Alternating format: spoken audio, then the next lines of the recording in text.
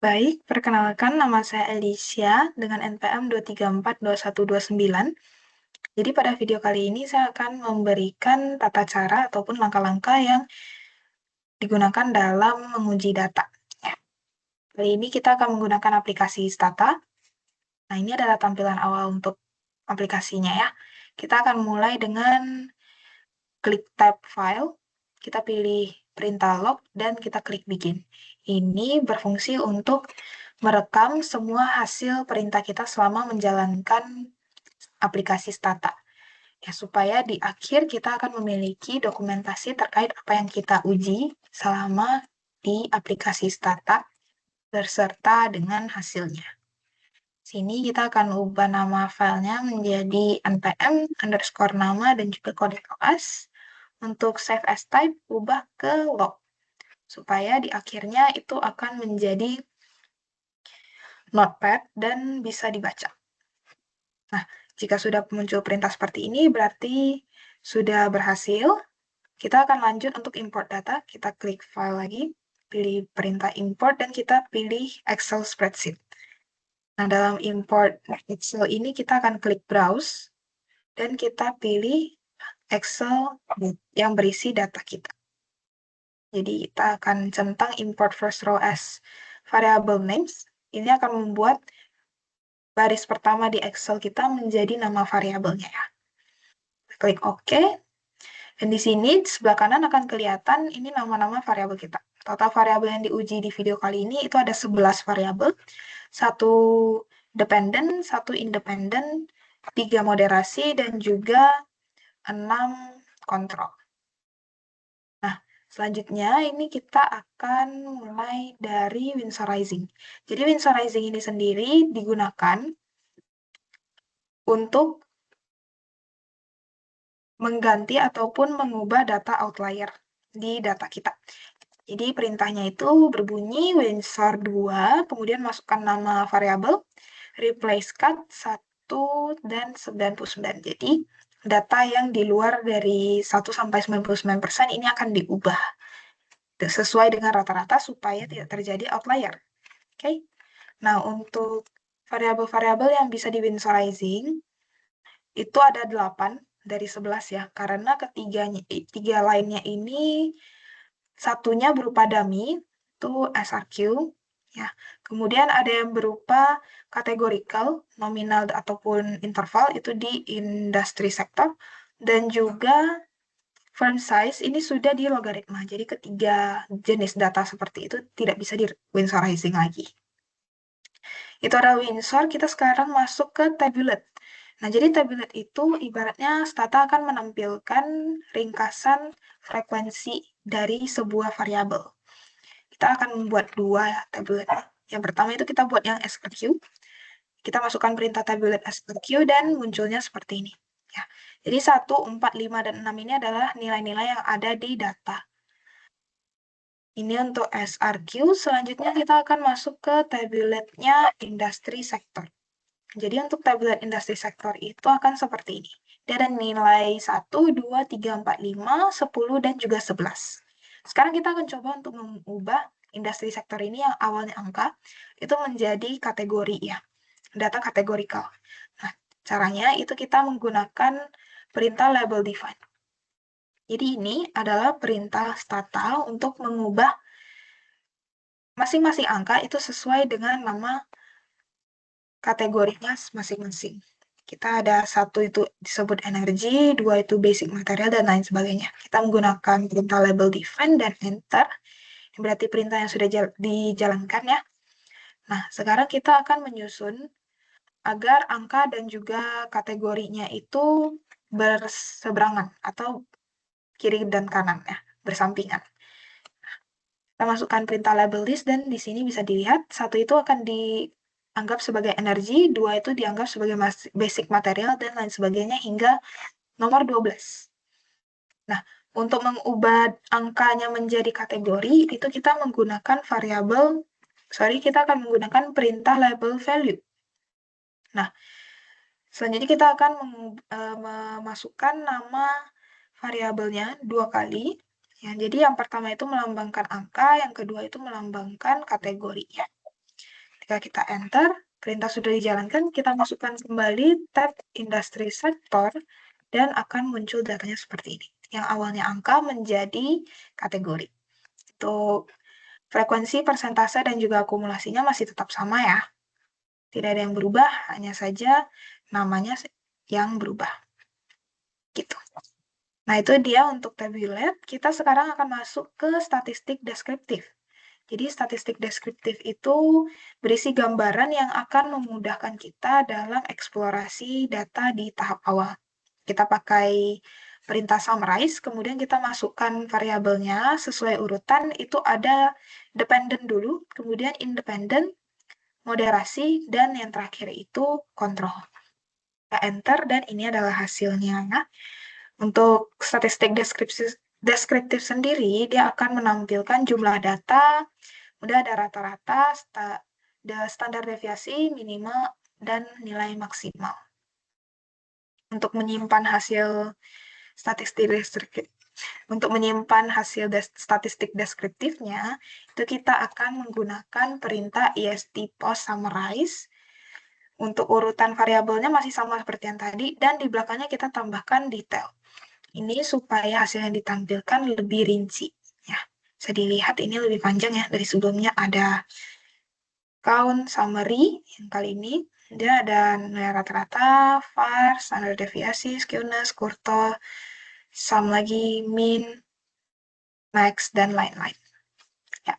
Untuk ekspor statistik deskriptifnya ke Word, itu kita akan menggunakan perintah est_tab using. Nah, jadi statistik deskriptifnya ini itu nama file yang akan kita berikan untuk hasil ekspornya. Sini akan kita ubah menjadi statistik deskriptif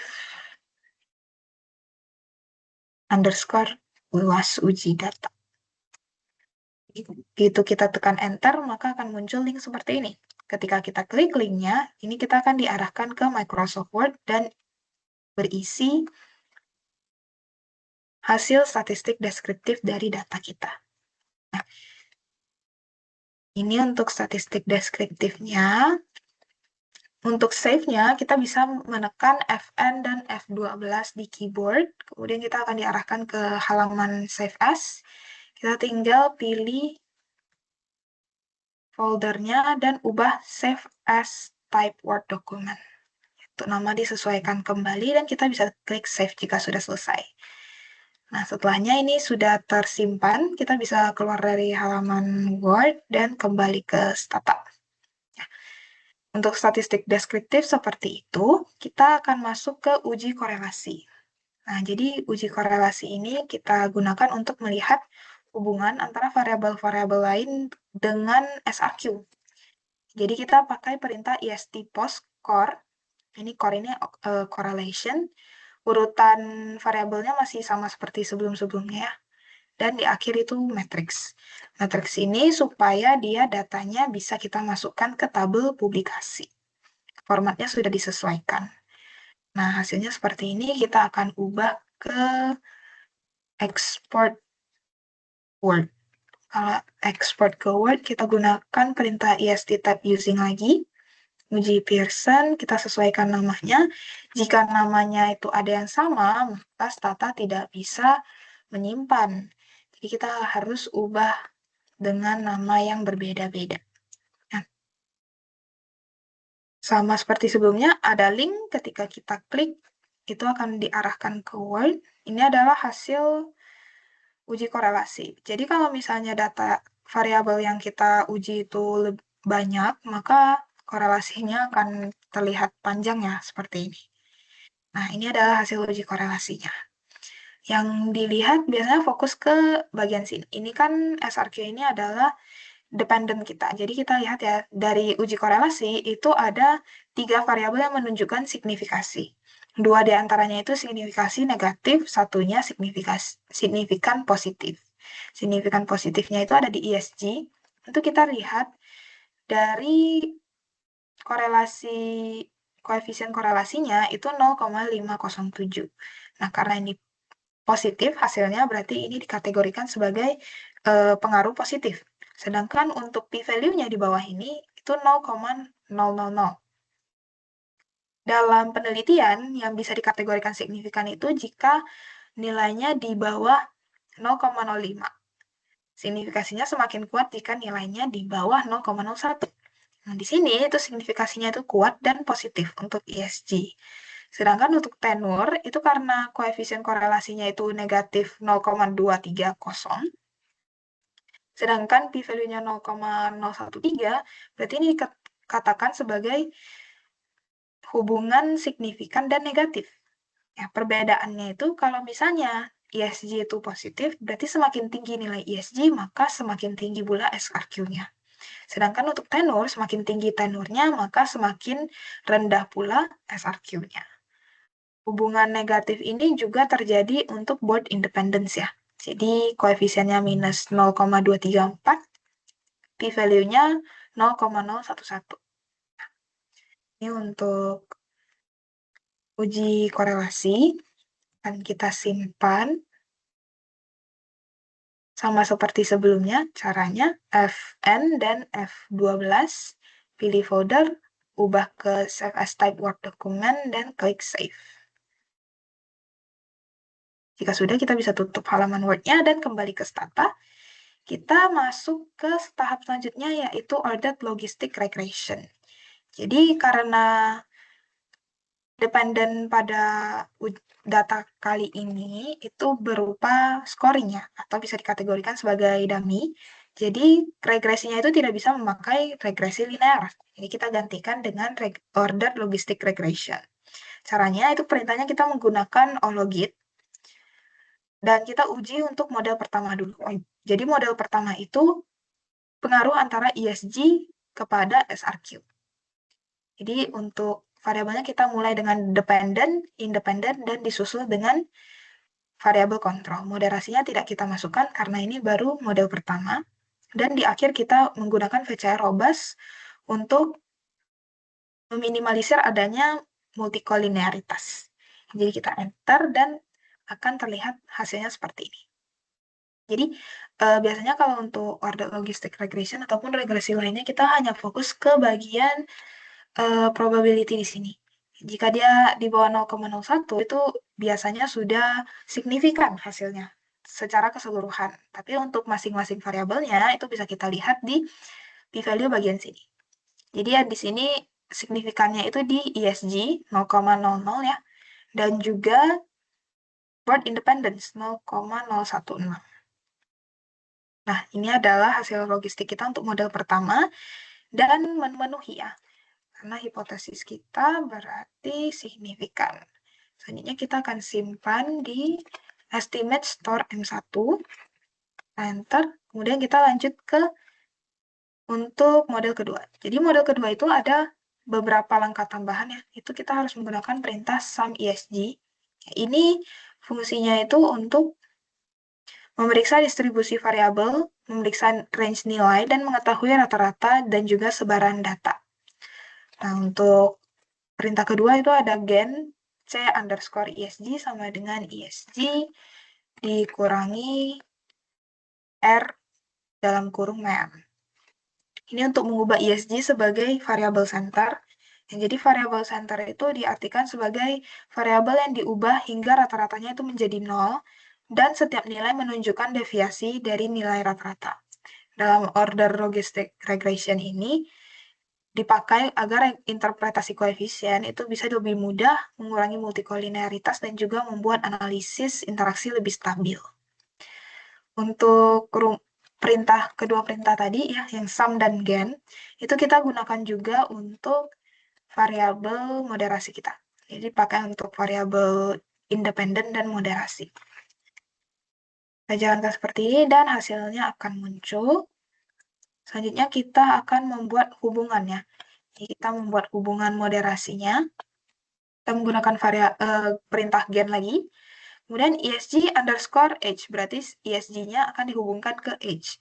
Begitu juga untuk tenor dan juga career horizon. Kemudian kita akan masukkan sama dengan C underscore ESG dikali dengan C underscore H.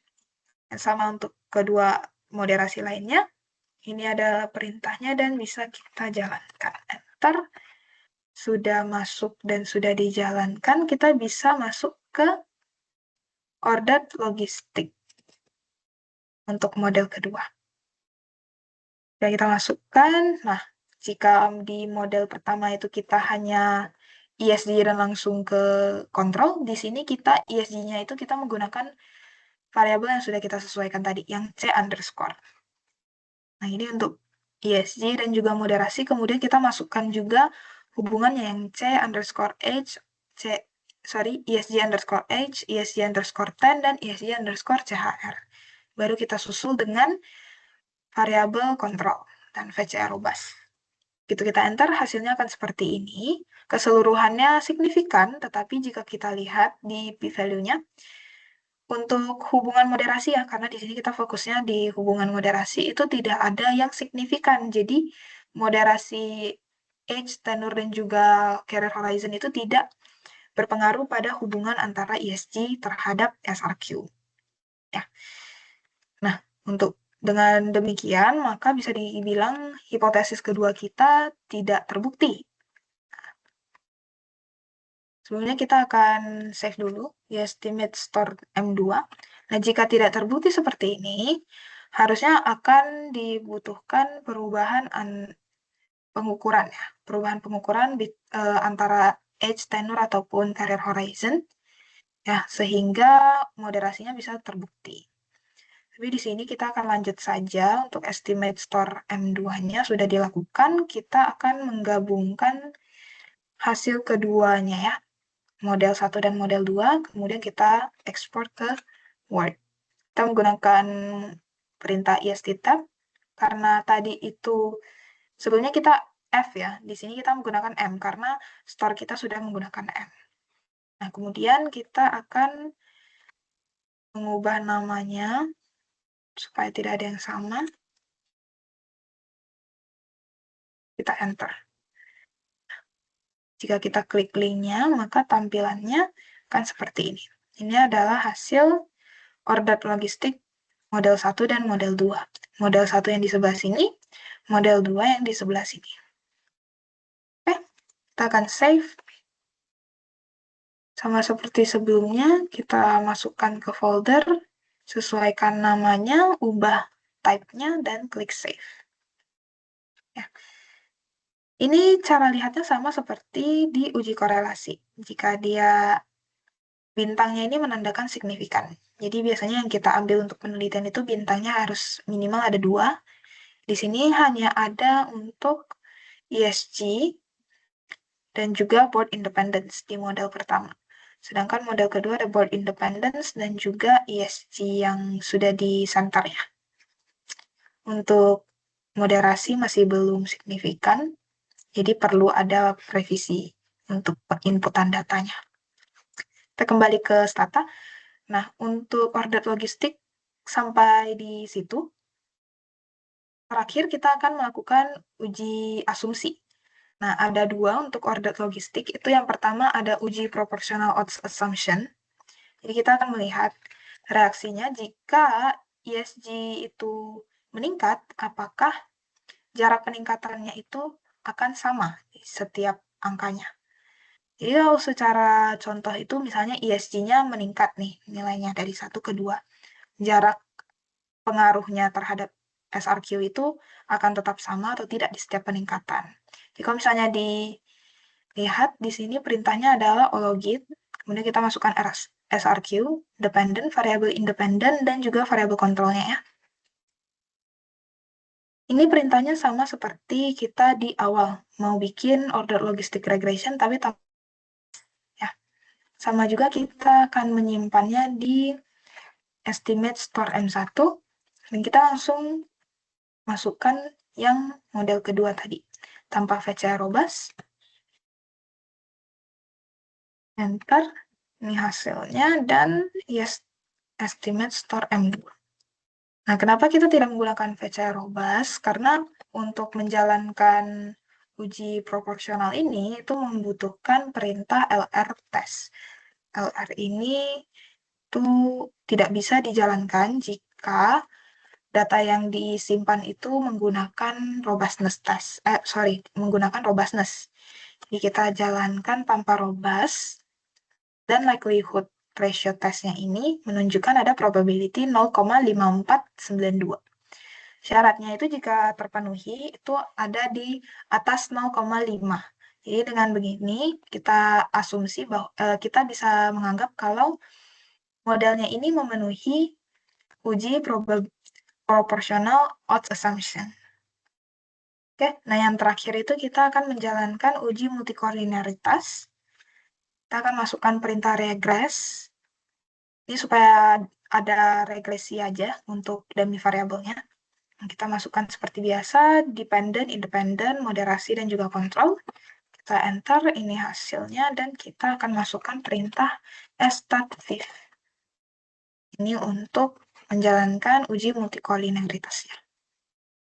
Nah, jika ada respon dengan tulisan berwarna merah ini, itu berarti perintah kita itu salah dan tidak dijalankan oleh Stata. Jadi, kita harus mengubah ya. Ini berarti ada yang salah dan harusnya seperti ini. Ya. Nah, hasilnya itu VIF-nya itu 1,15. Ya, jika di bawah 10, maka tidak ada indikasi multikolineritas. Sehingga data kita aman dari indikasi multikolineritas. Nah, itu saja untuk tata cara pengolahan datanya. Terakhir itu kita harus save untuk selama kita ini ya menguji data, kita pilih file dan save as. Kemudian kita isi nama filenya, pilih foldernya. Jika sudah benar, biarkan saja untuk data type-nya ya, memang di Stata Data, kita save, dan ini berarti sudah tersimpan. Untuk keluar dari halaman Stata, kita tinggal klik masukkan perintah exit dan enter. Jadi itu dia, sekian video dari saya. Terima kasih atas perhatiannya dan sampai jumpa.